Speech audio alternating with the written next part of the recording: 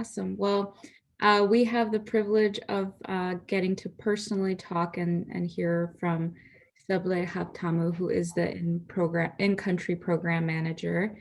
We get to ask and hear directly from her some of her personal experiences. Sableh, welcome. We're very happy to have you. Thank you. Well, I'll jump in with the first question. As a Real graduate, now working in Real, you have a very unique perspective. So we wanted to ask, what difference has Real made for you? Uh, Real made for me, Real made many differences in my life. I need to answer this question into two perspectives, which is when I was a child, and then when I became a grown young lady. So when I was a child, uh, first to tell some part of my childhood, I was grown up with my aunt.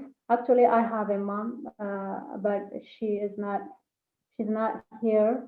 I mean, she's not in Ethiopia, or we don't have connection as a mother and and a daughter. So that her sister took me with her family, and then I grown up there. I don't know, or I don't have a father. I don't know where he is, even is he alive or not. I don't have any information about that. So I grown up with my aunt. We were 11 in number, so it was a very extended family, and it was very difficult to fulfill the need of that family with only 1% salary. My aunt doesn't have any work. She was a housewife, so it was only her husband who feed, or who is responsible for our needs. So it was very difficult. And despite our unfulfillment, our needs unfulfillment, I was a very excellent student, and I think that moment is the moment that I was nominated to become as a real girl. So what makes, I mean, the difference that real makes in my life is when I came to real, as I told you, we are 11 in number in the family. In addition, I'm not a daughter of my aunt. I'm her sister's child. And if you are an Ethiopian, you know how the trend is when you are living with your relatives. So when I came to read, oh my God, I became, I have a salary, I have money, like a worker. So I have money, and then I took that money, and then I give it to my aunt, and then my aunt took that money, and then again, even after I give her, again I will ask her. Even the way was like this. So maybe it is for my pain, maybe it is for my exercise book and the like. So real becomes my confidence to speak louder in that family. Okay, to speak louder in that family, to not to I mean to go to school every day. Maybe sometimes I'm not going even. So real becomes my confidence. And then after, when I go to university, I already my confidence already boosted when I came to real. So I continued there in the university. I participated in different clubs, and so that I graduated with psychology from the university, from the most competitive university called Gondar, if you know. So I finished, or I graduated with a nice grade, and then I became a teacher. I taught for 4 years and above at a school called the School of Moro International School as a kindergarten teacher. So when I'm telling you this, if there were no real there, me here will never. I'm not going to be like this if there were no real there for me. So real was my confidence. Real was my problem solving. Uh, I can say was my medicine, and that confidence or the difference that real made in my life is become generational when I came to a teacher. When I came to a teacher, uh, I know how to handle I know how to handle kids. I know how to do with kids and the way to manage, the way to interact with people, the way to communicate with people. All this was I got all these things when I was in real. So real make a huge difference in my life, and that's it. Awesome. Thank you. Thank you for sharing. That's amazing. Um, with that experience that you have graduating from Real and having that inspirational story of building confidence and success, what is now your role, and how are you working with the girls now as the program manager? Okay. Um, as a program manager, I'm working with Real uh, by having, because I have a strong relationship or because I built a strong bond between me and the site mentors. As we know that our organization has 8 different sites. So within these 8 different sites, there are 8 different mentors with 15 girls in each site. So the duty for the mentors is coaching the girls that the way I grown up in real. So and then when it comes to me, by having relation with the mentors, uh, it is reaching the other 120 girls in each site. And it might you might ask, how could you reach those 120 girls? This question might come to your mind. So because me and the mentors has a very strong relation, a very strong bond, it is easy for me to reach the girls out.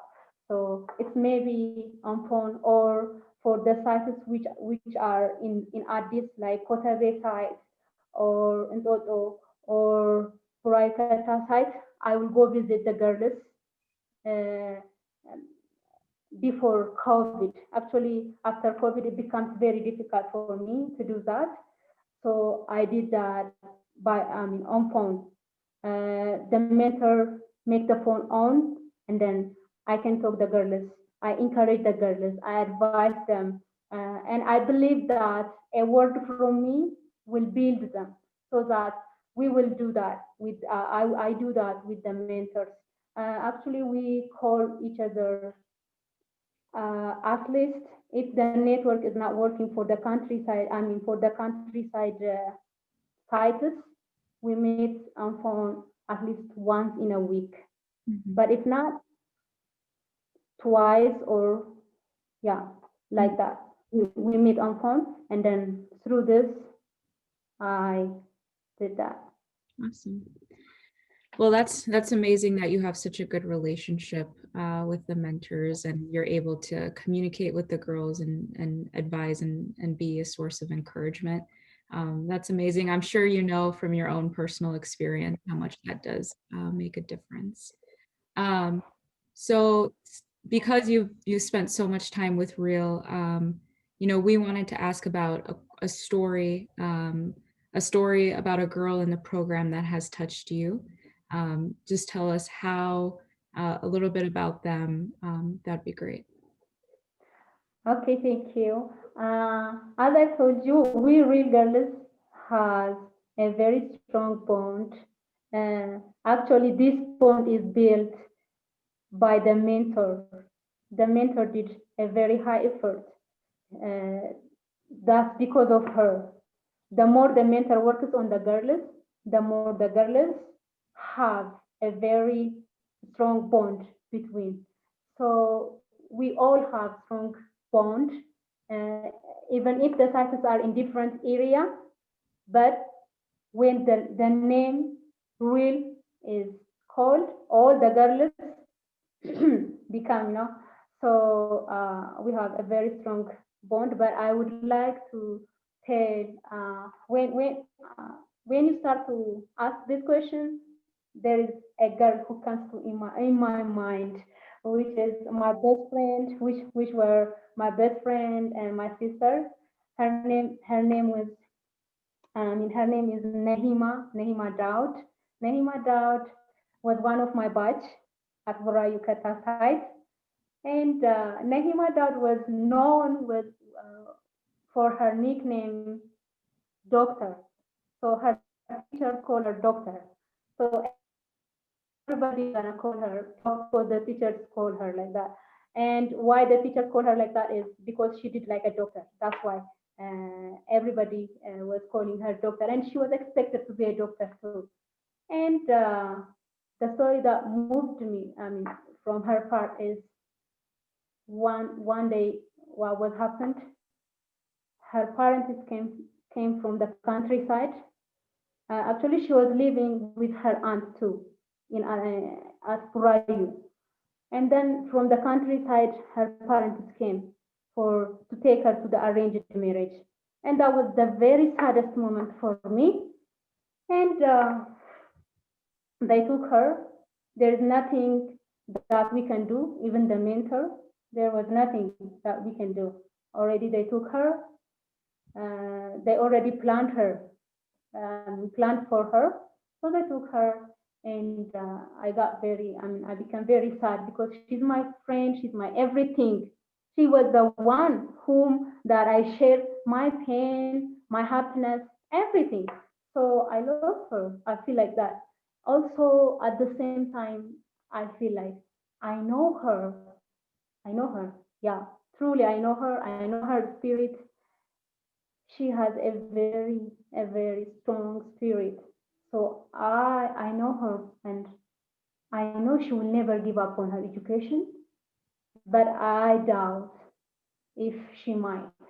And even after university, even after I go to university, and then when I came back from university, I will go to her aunt's house, around her aunt's house, and ask I will ask and I will gather information on what status is she, but I couldn't get any. I didn't give up. I did this for 3 years and above, and finally I succeeded. I heard that Nehima got married. She became a mom for a baby girl.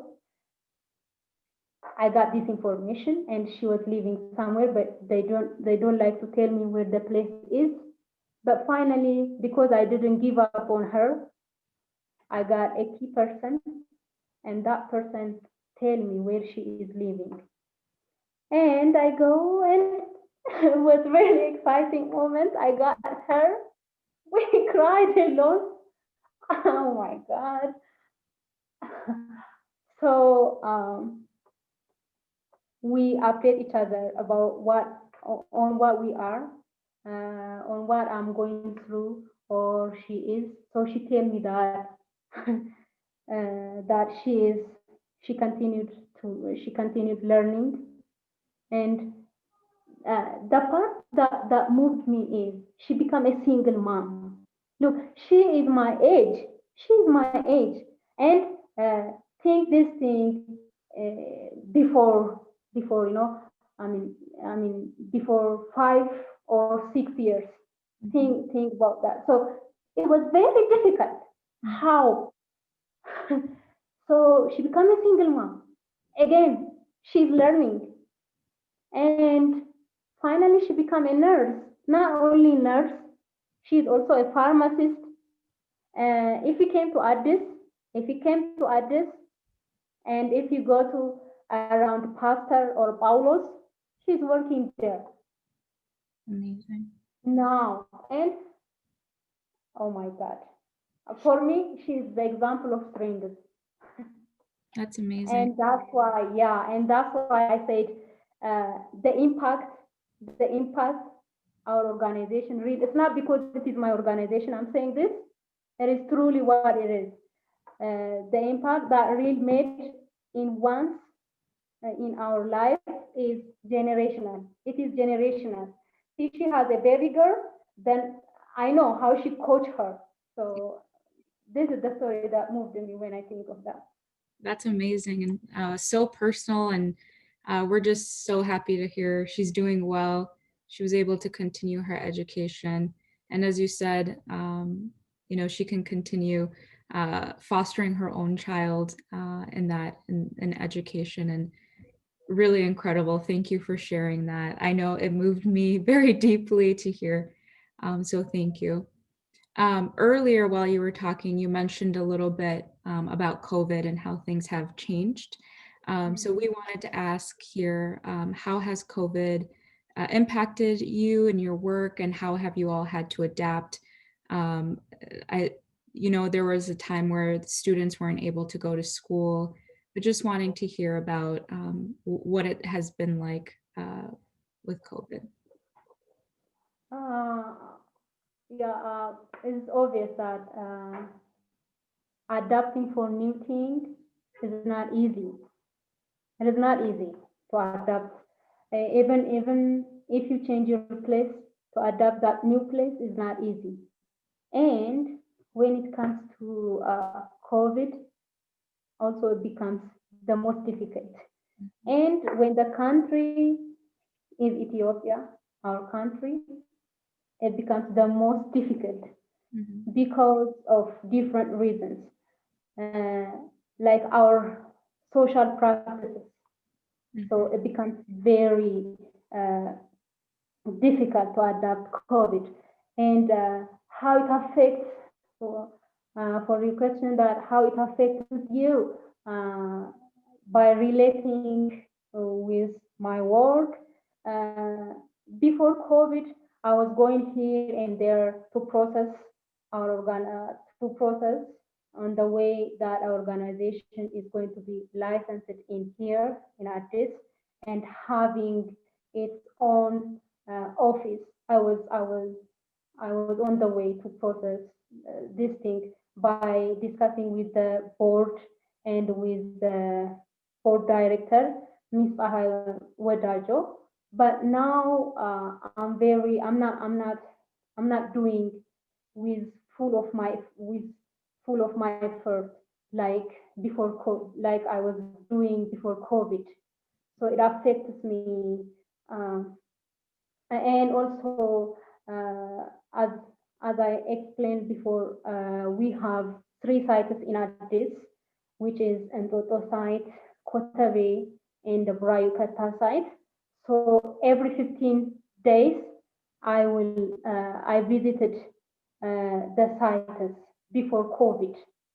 But now I cannot make that because uh, it's not very safe to go here and there because uh, if you are an Ethiopian or to tell how here people are doing or how people are keeping themselves from COVID, it is not as you are uh, I mean listening or hearing at news.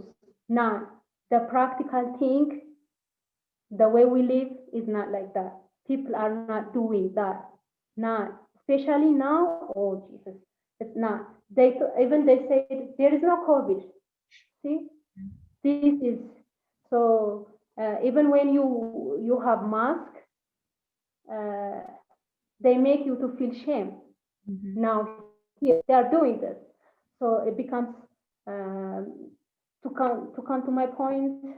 So COVID affects me not to get my girls, my sisters, not to visit my sisters like I do before, not to go to their school. I used to go to their school to see or to ask how they are doing.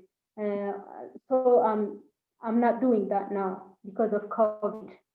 And um, for the question that how are you, I mean, how have you adapted? How have you adapted with COVID?